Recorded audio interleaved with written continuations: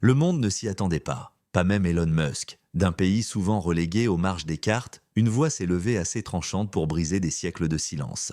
Par une matinée sèche du mois d'août 2025 à Ouagadougou, le président du Burkina Faso Ibrahim Traoré s'est tenu devant son peuple et devant le monde entier qui le regardait. Ce qu'il a révélé n'était pas un spectacle, c'était la survie devenue science. Trois inventions, trois déclarations, trois étincelles capables d'enflammer tout un continent. La première, un système d'assainissement de l'eau douce capable d'offrir à des millions de personnes une gorgée de vie dans l'un des endroits les plus arides de la planète. La deuxième, le tout premier camion militaire électrique d'Afrique, preuve que l'indépendance énergétique n'est pas un simple slogan, mais un véhicule déjà en train de rouler sur les routes du Sahel.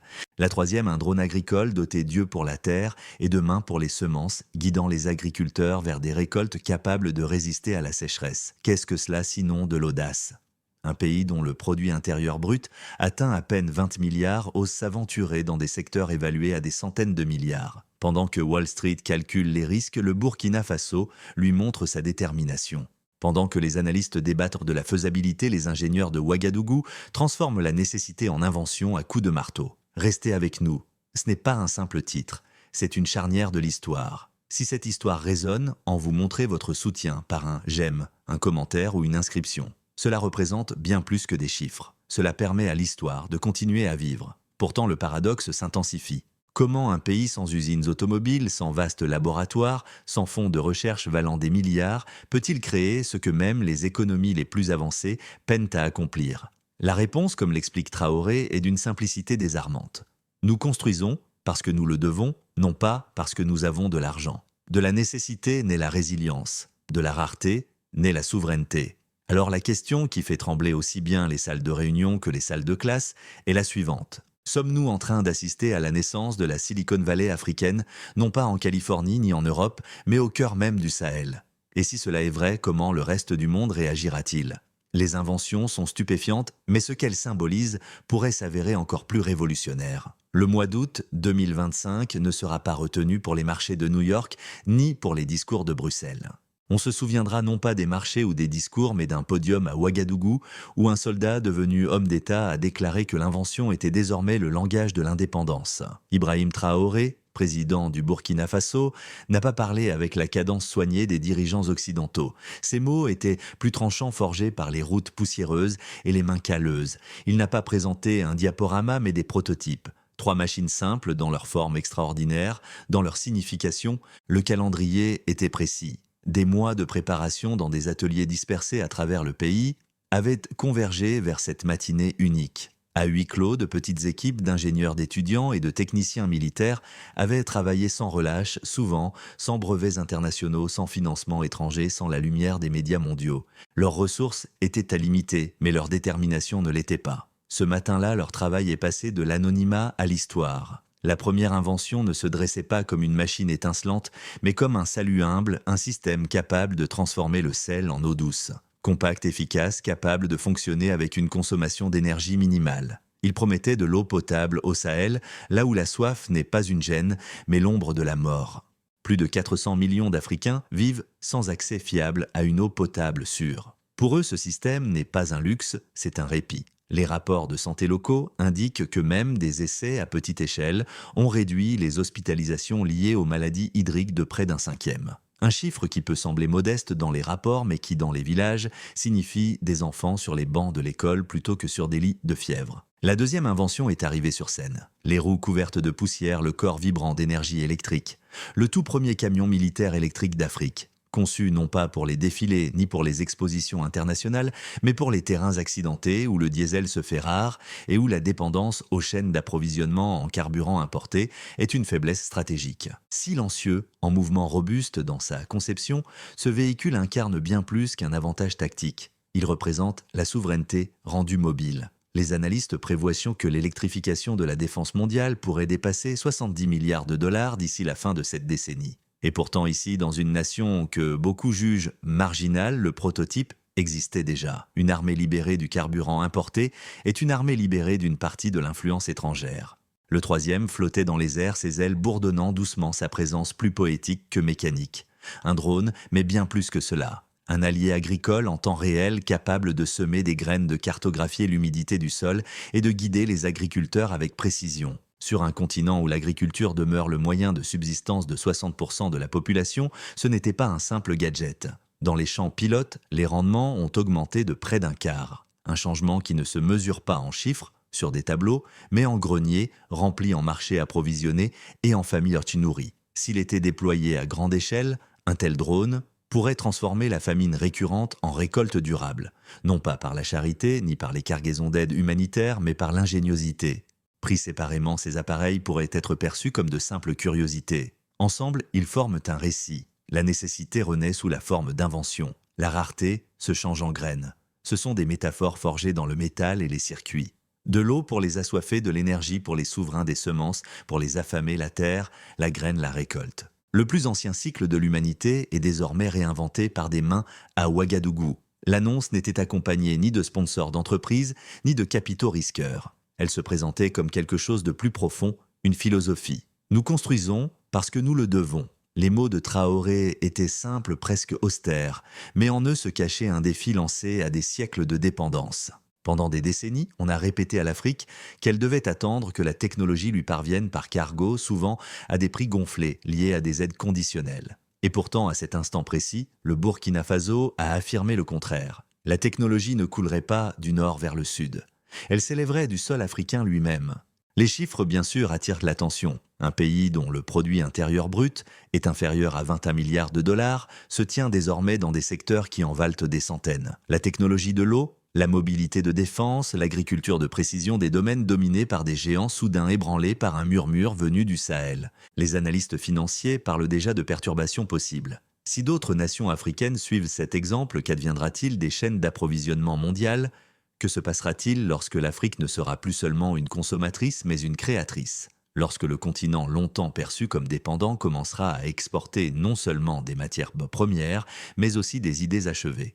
Au-delà de l'économie, il y a un symbole. Pour un jeune étudiant à Bobo-Dioulasso, voir un drone répandre des graines sur une terre sèche ne relève pas seulement de l'agriculture, c'est une question de possibilité. Pour un soldat monté dans un camion électrique n'est pas qu'une question de logistique, c'est une question de dignité. Pour une famille qui puise de l'eau potable dans un village isolé, le dessalement n'est pas de la chimie, c'est la souveraineté sous forme liquide.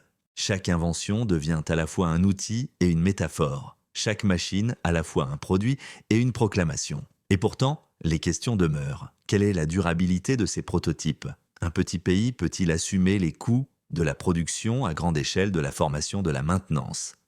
Peut-il résister au scepticisme des médias mondiaux, à la résistance des intérêts établis ? Ce sont là des questions pour un autre chapitre. Pour l'instant, ce qui importe, c'est que quelque chose a commencé. Un cycle longtemps étouffé par l'économie néocoloniale s'est fissuré. La terre est ouverte, la graine a été semée. Que la récolte vienne ou non dépendra de ce qui suivra. Les inventions ont été révélées, mais la tempête des réactions silencieuses dans les capitales occidentales, tonitruantes dans les villes africaines, ne fait que commencer. La présentation de ces 3 inventions aurait pu être traitée comme une simple actualité technique. Et pourtant, à Ouagadougou, cet événement a été porté comme bien plus qu'une simple présentation. C'était une proclamation. Le président Ibrahim Traoré n'a pas seulement dévoilé des machines. Il a déclaré la fin d'une ère. Debout devant son peuple, il a prononcé des mots plus tranchants que des statistiques. L'époque de la dépendance est terminée. Nous construisons parce que nous le devons, non pas parce que nous avons de l'argent. Avec ces phrases, une onde s'est transformée en vague.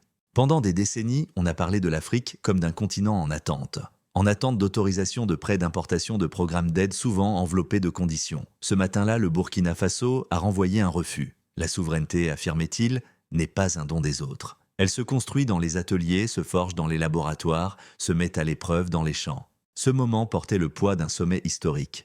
On pouvait sentir l'intensité du contraste. D'un côté, des géants mondiaux aux économies de plusieurs milliers de milliards de dollars. De l'autre, un pays dont les réserves financières sont moindres que celles de certaines universités occidentales. Et pourtant, c'est la voie la plus petite qui a ébranlé les certitudes. Ce paradoxe a créé le drame. Une puissance non mesurée en dollars mais en détermination. Les réactions ont révélé les failles de notre époque. Dans les capitales occidentales, Washington, Paris, Londres, l'annonce n'a pas été accueillie par des applaudissements, mais par le silence, l'hésitation, voire l'incrédulité. Les grands médias lui ont accordé une couverture minimale, la présentant comme des affirmations plutôt que comme de véritables percées. À huis clos, les responsables politiques ont posé une question mêlée de curiosité et d'inquiétude. Comment ont-ils fait pour eux? La portée de cette réussite était troublante. Si une nation sans usine automobile, sans fonds de recherche valant des milliards, pouvait innover dans les domaines de l'eau, de la défense et de l'agriculture, que se passerait-il lorsque les grandes économies africaines suivront le mouvement? Les groupes de réflexion ont rédigé des notes internes. Certains ont mis en garde contre un mouvement de souveraineté technologique en train de se propager sur le continent. D'autres ont prévenu que les programmes d'aide, longtemps utilisés comme levier d'influence, risquaient de perdre de leur poids si les Africains prouvaient leur autonomie. Les analystes de Wall Street ont murmuré à propos de perturbations possibles dans des secteurs valant des centaines de milliards, la technologie de l'eau, les véhicules de défense, l'agritech. Les investisseurs se sont demandé si l'Afrique n'était plus seulement un fournisseur de ressources, mais un concurrent en devenir. Pour l'Occident, cette annonce n'était pas seulement une surprise, c'était un dérangement. Mais à travers l'Afrique, l'atmosphère était électrisante. De Lagos à Nairobi, d'Accra à Johannesburg, les réseaux sociaux se sont enflammés. Des mots-clés comme Africa Can Build et Burkina Model se sont répandus en quelques heures, générant des millions de publications. Dans les universités du Ghana et du Nigeria, les étudiants ont commencé à organiser des débats. Si le Burkina Faso peut le faire, pourquoi pas nous? Au Kenya, les facultés d'ingénierie ont prévu des hackathons inspirés par le drone agricole.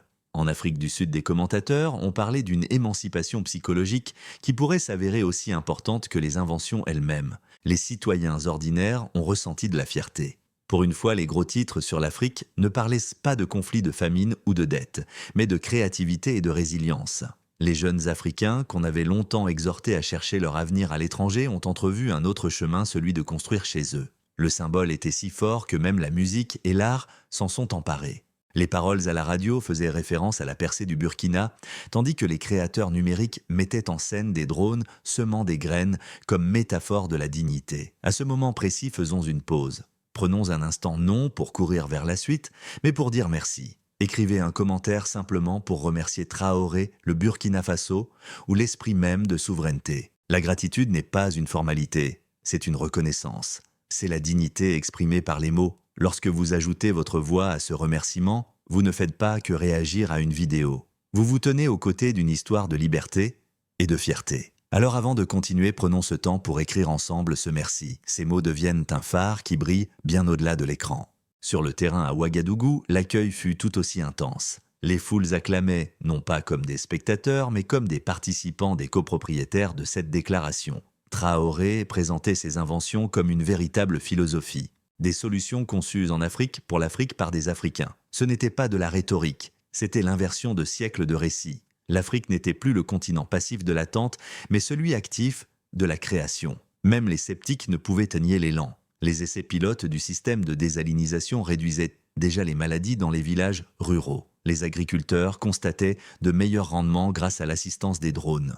Les soldats étaient fiers de conduire des camions qui avançaient en silence, mais avec puissance sur des terrains difficiles. Ce n'étaient pas des hypothèses, mais des réalités vécues, et en politique, une expérience vécue possède une force qu'aucun communiqué de presse ne peut égaler. La fracture mondiale s'est accentuée. Les dirigeants occidentaux hésitaient, craignant de légitimer ce qu'ils avaient jadis méprisé. La jeunesse africaine, elle célébrait avec enthousiasme, prête à revendiquer la maîtrise de son destin. Les analystes financiers s'inquiétaient pour les marchés. Les mouvements sociaux parlaient de souveraineté.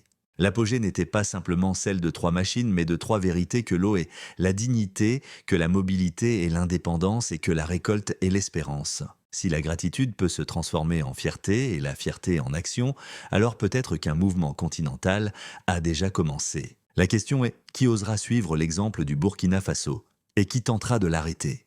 La véritable épreuve de l'invention ne se mesure pas aux applaudissements dans les auditoriums, mais aux changements silencieux de la vie quotidienne. Au Burkina Faso, les effets des 3 machines se déploient déjà non pas comme des théories abstraites, mais comme des transformations tangibles. Dans les villages où le système de dessalement a été testé, les mères ne marchent plus pendant des heures pour aller puiser une eau trouble dans des puits lointains. Les enfants boivent sans craindre la maladie. Les responsables de santé locaux signalent une baisse significative des maladies hydriques, entraînant moins d'hospitalisations et plus d'enfants présents en classe. Pour une famille, il ne s'agit pas de statistiques. Il s'agit de temps retrouvé, de dignité restaurée et d'avenir rouvert. Pendant ce temps, le drone agricole commence à réécrire le scénario de l'agriculture de subsistance. Dans les champs pilotes, il a augmenté les rendements jusqu'à 1/4. Pour un petit exploitant cultivant 1 ou 2 hectares, cette hausse ne représente pas simplement un revenu supplémentaire, c'est la différence entre vendre un surplus au marché ou affronter la faim au moment de la récolte. En cartographiant les sols, en semant avec précision et en surveillant les cultures, le drone change le rythme de la vie rurale. Il permet aux agriculteurs de remplacer les approximations par des orientations claires, l'espoir incertain par la confiance. Le camion militaire électrique porte lui aussi une charge symbolique. Aux yeux du monde extérieur, il peut sembler une curiosité technologique. Mais pour les jeunes étudiants qui le voient hésiter à rouler dans les rues de Ouagadougou, c'est une vision, la preuve que l'Afrique peut concevoir des machines à la hauteur de ses défis. Les inscriptions dans les filières d'ingénierie ont explosé. Les clubs de robotique se multiplient. La fierté nourrit l'ambition et l'ambition alimente l'éducation. La souveraineté devient non seulement politique, mais générationnelle. Les conséquences économiques dépassent largement les frontières. En réduisant sa dépendance au diesel importé, le Burkina Faso économise de précieuses devises étrangères. En développant des solutions locales, il crée des emplois dans la conception, la maintenance et la production. En augmentant les rendements agricoles, il réduit sa dépendance aux importations coûteuses de céréales. Ces économies peuvent paraître modestes, mais dans des économies mesurées en milliards et non en milliers de milliards, chaque dollar réorienté devient une arme contre la dépendance. Les flux financiers, eux aussi, se transforment. Les membres de la diaspora africaine qui envoyaient chaque année des milliards en transfert d'argent commencent à diriger ces fonds vers des incubateurs locaux, des pôles technologiques et des projets communautaires. Ce qui servait autrefois à la consommation devient aujourd'hui du capital pour la création. Wall Street s'en aperçoit. Les commentateurs français s'inquiètent de voir leur influence diminuer. Mais pour les citoyens ordinaires, l'essentiel est ailleurs, l'avenir ne semble plus importer, il semble mériter. Sur le plan politique, ces inventions ont redéfini le récit du pouvoir. Pendant des décennies, les dirigeants du Sud global étaient jugés selon leur capacité à négocier des aides ou des prêts. Aujourd'hui, la mesure change. Le leadership se définit par la capacité à stimuler des solutions nationales.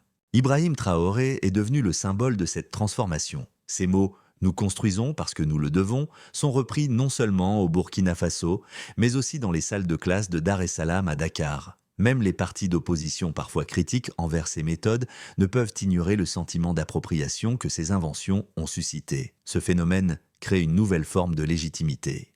Un dirigeant qui apporte une indépendance concrète par l'innovation détient une autorité morale bien plus profonde que celui qui se contente de signer des contrats étrangers. Ce changement modifie aussi l'équilibre des négociations. Lorsque les gouvernements peuvent démontrer leurs propres capacités, ils n'entrent plus dans les accords commerciaux en mendiant, mais en égaux. La dépendance apparaît alors non pas comme une fatalité, mais comme un choix politique. Les répercussions se propagent à travers toute l'Afrique. Au Ghana, les organisations de la société civile plaident pour des projets d'eau conçus localement. Au Nigeria, les jeunes réclament des investissements dans les industries de défense nationale. Au Kenya, les étudiants se mobilisent pour que l'État finance la technologie agricole. Une question commune résonne partout. Si le Burkina Faso peut le faire, pourquoi pas nous? Cette question, autrefois rhétorique, devient désormais urgente. Mais les défis restent considérables. La production à grande échelle des systèmes de dessalement des camions et des drones exige des capitaux, de la formation et des infrastructures. La pression politique exercée par les grandes multinationales, dont les profits pourraient en pâtir, risque de s'intensifier. Des campagnes de désinformation pourraient chercher à miner la confiance du public envers la technologie locale. L'histoire nous rappelle que chaque pas vers l'indépendance s'accompagne toujours de résistance. Pourtant, l'impact culturel lui est indéniable. Pendant des siècles, on a dit à l'Afrique de se voir comme un marché, non comme un créateur. Aujourd'hui, cette image psychologique est en train de changer. Un continent autrefois défini par ses exportations de matières premières se perçoit désormais comme un laboratoire de solutions. Ce n'est pas de la propagande, c'est une réalité vécue. Et lorsqu'une réalité vécue se partage largement, elle devient identité. Cette identité enseigne aujourd'hui de nouvelles leçons de citoyenneté. Dans les écoles, on étudie ces inventions comme des exemples de souveraineté. Dans les universités, elles sont intégrées au programme d'enseignement. Les communautés ne se voient plus comme des bénéficiaires passifs de l'aide, mais comme des bâtisseurs actifs de leur destin. C'est à bien des égards une révolution des mentalités. Et les révolutions des mentalités précèdent souvent celles des structures. Alors, la question que je te pose à toi qui regarde cette histoire se dérouler, penses-tu que d'autres dirigeants africains suivront cette voie, ou que des intérêts puissants à l'intérieur comme à l'extérieur du continent tenteront de freiner cet élan? Partage ton avis dans les commentaires car l'histoire ne se façonne pas seulement par les dirigeants, mais aussi par des voix comme la tienne, celle qui décide si l'innovation sera célébrée, combattue ou multipliée. Si ces inventions peuvent transformer des villages et des salles de classe dans l'un des pays les plus pauvres d'Afrique, quelles transformations attendent lorsque des régions entières les adopteront? Quelle excuse restera alors aux grandes économies pourtant riches en ressources? Les secousses de l'invention ne s'arrêtent pas aux frontières nationales. Lorsque 3 machines sont apparues, à Ouagadougou, les échos atteignirent les salles de conférence d'Addis Abeba, les bureaux de direction à New York et les ministères à Paris. Le monde fut obligé de réagir, même si certains préféraient le silence. Au sein de l'Union africaine, le ton était à la fois prudent et empreint de fierté. Les délégués saluèrent cette réussite comme un signe du potentiel du continent. Les dirigeants de la CEDEAO débattirent de la possibilité de reproduire le modèle burkinabé d'autonomie à travers l'Afrique de l'Ouest. Certains appelèrent à une collaboration rapide imaginant un réseau de centres de formation et d'incubateurs technologiques. D'autres, inquiets des coûts financiers et des risques politiques, hésitèrent. Mais le simple fait que la discussion ne portait plus sur l'aide mais sur l'autonomie marquait déjà un tournant historique. En Europe et aux États-Unis, la réaction fut mitigée. Les responsables politiques à Bruxelles et à Washington exprimèrent une curiosité polie mais sans offrir de soutien officiel. En coulisses, des groupes de réflexion faisaient circuler des rapports avertissant d'une possible montée de la souveraineté technologique en Afrique. Si les inventions locales venaient à remplacer les technologies importées, des milliards de dollars d'échanges commerciaux pourraient être menacés. Les entreprises de défense, elles tirèrent la sonnette d'alarme. Que se passera-t-il si les armées africaines commencent à se fournir en véhicules auprès d'ateliers locaux plutôt qu'auprès de fournisseurs internationaux? Les grandes entreprises de l'agrotechnologie se posèrent une question tout aussi inquiétante. Et si les petits agriculteurs cessèrent d'acheter des machines importées hors de prix pour adopter les drones conçus en Afrique, le malaise était bien réel. Un pays souvent considéré comme périphérique venait de se placer au centre des débats stratégiques. Les analystes remarquèrent que si le Burkina Faso pouvait ouvrir la voie dans le dessalement, la mobilité électrique et l'agrotechnologie, alors le Nigeria, l'Afrique du Sud ou l'Égypte dotée de moyens bien plus importants pourraient bouleverser les chaînes d'approvisionnement mondiales des capitales occidentales. Cette annonce n'était pas seulement gênante, elle était déstabilisante. Mais d'autres puissances y virent une opportunité. Les médias d'État chinois saluèrent la vision de Traoré, la présentant comme la preuve d'un monde multipolaire où l'innovation n'est plus monopolisée par l'Occident. La Russie applaudit le refus de la dépendance, y voyant l'écho de sa propre rhétorique sur la solidarité sud-sud. L'Inde, cherchant à renforcer ses partenariats, proposa de partager son savoir-faire en matière de production à faible coût avec ces nations. La percée du Burkina Faso n'était pas une menace mais une invitation. Une chance de reconfigurer les alliances sur la base de l'égalité plutôt que de la hiérarchie. Pendant ce temps, la diaspora africaine en Europe et en Amérique trouva dans ces inventions une nouvelle source de fierté. Des groupes d'étudiants organisèrent des forums célébrant l'innovation née du continent. Des professionnels parlèrent d'investir à nouveau leurs compétences et leurs capitaux en Afrique. La résonance psychologique se propagea plus vite que n'importe quel accord commercial. Pour une fois, l'Afrique n'attendait plus aux marges, elle fixait l'agenda. À présent, transformons cette histoire en un moment partagé. Écrivez dans les commentaires l'endroit d'où vous regardez cette vidéo, votre ville, votre pays, votre coin du monde. Le continent africain les lira avec gratitude et nous adressons à chacun de vous un vœu sincère que votre chemin soit rempli de dignité, d'espérance et de lumière. Car ceci est plus qu'une simple vidéo, c'est un rassemblement de voix venues des 4 coins du globe. Et pourtant des questions demeurent. Les gouvernements occidentaux accepteront-ils l'autonomie de l'Afrique ou tenteront-ils de l'affaiblir par la pression et la politique? Les alliances avec l'Asie, l'Amérique latine et le Moyen-Orient offriront-elles un soutien suffisant pour protéger l'innovation africaine contre le sabotage? L'échiquier géopolitique est en train de changer mais ses pièces restent fragiles. Si les grandes puissances peinent à s'ajuster à une Afrique nouvelle, quelle tempête et quelles opportunités l'avenir révélera-t-il lorsque la souveraineté et la technologie marcheront main dans la main? Chaque invention porte en elle de vie le prototype d'aujourd'hui et le chemin qu'il ouvre pour demain. Pour le Burkina Faso, le système de dessalement, le camion militaire électrique et le drone agricole ne sont pas des points d'arrivée. Ce sont des balises de départ indiquant le futur possible du continent. La route à venir est à la fois prometteuse et périlleuse. D'un côté, il y a la possibilité de transformer ces innovations en industries capables de changer la vie quotidienne. Imaginez un réseau ouest-africain d'unités de purification de l'eau construites localement, réduisant la dépendance à des projets coûteux gérés par des sociétés étrangères. Visualisez des véhicules électriques conçus pour des terrains difficiles. Non seulement au service des armées nationales, mais aussi adaptés à un usage civil, réduisant les importations de carburant et diminuant les émissions. Imaginez des drones agricoles entre les mains de millions d'agriculteurs transformant une agriculture de subsistance fragile en surplus durable. La récolte est visible, le sol est prêt. Pourtant, de l'autre côté, se dressent les défis.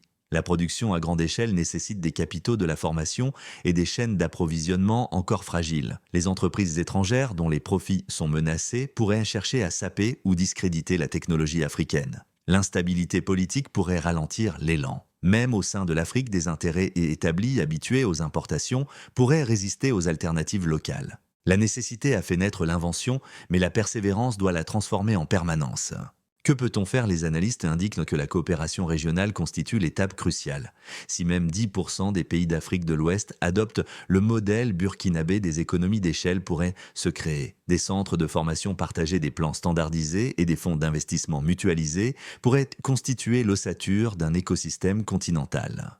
Plutôt que des initiatives isolées, l'Afrique pourrait connaître une souveraineté coordonnée. Les alliances internationales auront également leur rôle à jouer. Des partenariats avec des pays d'Asie ou d'Amérique latine pourraient offrir des marchés et des échanges techniques sans reproduire les dynamiques coloniales. Les communautés de la diaspora qui envoient chaque année des milliards en transferts pourraient devenir une nouvelle source de capital redirigeant les fonds de la consommation vers la création. De petits signaux montrent déjà que ce changement commence à s'opérer. Mais le plus grand atout ne réside ni dans l'argent, ni dans les machines, mais dans l'état d'esprit. Une fois que la conviction s'enracine que les Africains peuvent innover pour l'Afrique, alors la récolte de dignité suivra. Les graines plantées à Ouagadougou peuvent se transformer en forêt d'invention à travers tout le continent. Les métaphores du sol de la graine et de la récolte ne sont pas de simples envolées poétiques. Elles expriment la logique même de la survie. Lorsque la nécessité est semée avec détermination, la souveraineté devient la récolte inévitable. Pourtant, une question pressante plane: l'Afrique suivra-t-elle cette route ensemble ou la fragmentation freinera-t-elle ses pas? L'unité a toujours été à la fois un rêve et une difficulté. Les inventions du Burkina Faso peuvent offrir le catalyseur, mais la responsabilité repose sur tous. Pour les nations aux poches plus profondes et aux populations plus importantes, l'excuse de l'incapacité n'existe plus. Il ne reste que le choix du courage. Si une étincelle au Sahel peut éveiller l'imagination d'un continent, quelle tempête d'innovation se préparera lorsque des nations entières choisiront de marcher côte à côte sur le chemin de la souveraineté? Ce qui a commencé comme une annonce matinale à Ouagadougou s'est désormais transformé en quelque chose de bien plus vaste, une doctrine de l'indépendance écrite dans le métal, l'eau et la terre. Les trois inventions, le système de dessalement, le camion militaire électrique et le drone agricole, ne sont pas des succès isolés. Ce sont des déclarations. Elles annoncent au monde que l'âge de l'attente est terminé, que la souveraineté peut se concevoir et que la dignité n'est pas importée mais créée. Pendant des siècles, l'histoire de l'Afrique a été écrite dans d'autres capitales. Les rapports présentèrent le continent comme dépendant, comme un lieu où l'aide dictait le progrès et où l'innovation n'était qu'un mot emprunté. Aujourd'hui, le Burkina Faso réécrit la page. De la rareté, il a forgé la capacité.